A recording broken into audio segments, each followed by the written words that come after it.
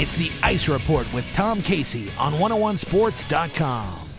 Tom Casey back with you right here on 101sports.com, another installment of the online Ice Report. And this week we take a look ahead to what is going to be a very compelling week for the St. Louis Blues. Currently with Ken Hitchcock, they've lost their last two games with Ken since taking over 8-2-3. That's a pretty good record. They've gotten a lot of points, but the offense truly is not delivering as much as it needs to for them to continue winning consistently as they had for a good long stretch after the coaching change. In fact, currently the Blues have scored 2 goals in each of their past 5 games. They've scored 2 goals in 10 of their past 14 games. So the goaltending with those 2 goals per game has allowed them to actually win a number of games. But to have that continue, to continue winning, to continue getting points in a very tough Western Conference, they're going to have to start scoring more. In a Saturday night loss to the Chicago Blackhawks, Ken Hitchcock really changed things up with his lines. It had something to do with David Perron coming back, Perron joining Patrick Berglund on the second line. And, of course, that bumped temporarily Chris Stewart down to the third line. But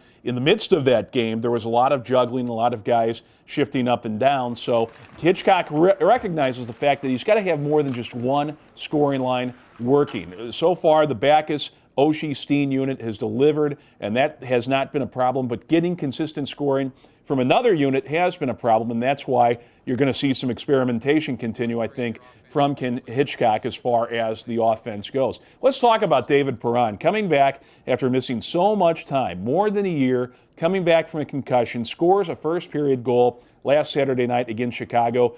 You have to like the game that he offered. You like the fact that the Blues were patient enough to wait for him to come and be at his best. Did the same thing that the Penguins did with Sidney Crosby when Crosby came back.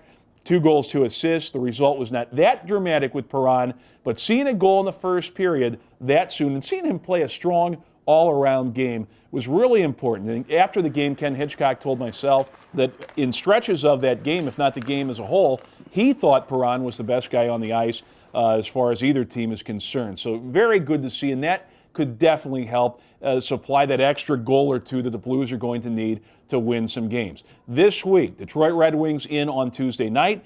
Anaheim Ducks are in on Thursday with their new head coach, Bruce Boudreau. San Jose Sharks will come in on Saturday night, and isn't that going to be interesting? That will only be their second time at Scott Trade Center since they were here in November of 2010, November 4th, when Joe Thornton comes out of the penalty box, elbows David Perron, and that's what led to the more than 1-year absence. So be fun to watch. Enjoy the pucks in the week to come, and we'll talk to you again the same time next week right here as the Ice Report continues to come your way online right here on 101sports.com.